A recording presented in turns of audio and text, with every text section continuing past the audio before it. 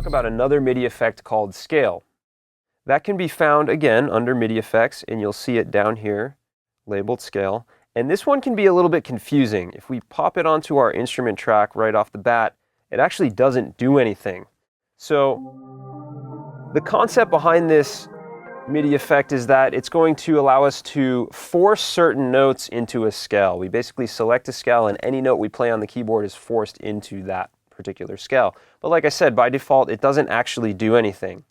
If we look at this grid down here, what this represents is from left to right, my incoming note, and from bottom to top, my outgoing note. The bass dial sets what the bottom leftmost, on the bottom leftmost corner, what that note is representing, or what that box is representing. So that box right now is representing a C note. And if we see a straight diagonal line of orange boxes like this, it basically means that no matter what our bass dial is set at, we're just playing a chromatic scale in whatever the bass dial is. So if it starts at F, it's telling me that the bottom leftmost corner is representing an F. The next note up is an F sharp. The note above that is a G, etc. If I started at C, it's telling me that this is a C note. The next is a C sharp. And if I move the orange box away, you can see that this box is actually black, representing a black key on a keyboard. So that's telling me that that's a C sharp note. The next would be a D, which if we click away, we can see this is white, so that would be a white key. The next would be another black key, so it's telling me that that's a D sharp, etc. So it's not doing anything yet. In order to get it to do something, the best way to start with this is to load up one of the many presets that Live 9 has available to us. We can start simply with the C minor preset, and I can overwrite the existing scale plugin I have just by clicking and dragging this preset on top of it. You see now the name has switched to C minor, and now we no longer see this straight diagonal line of orange boxes. Now we see that some of them have been moved.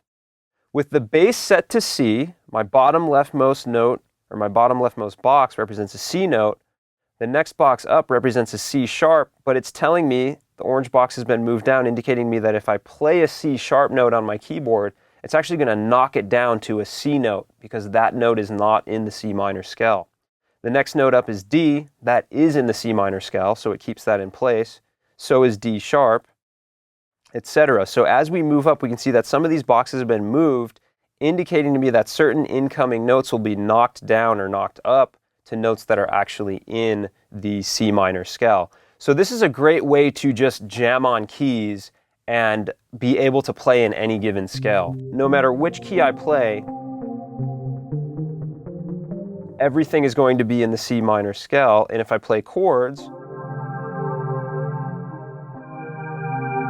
the chords will trigger notes, no matter what notes I play, that are going to be forced into this C minor scale.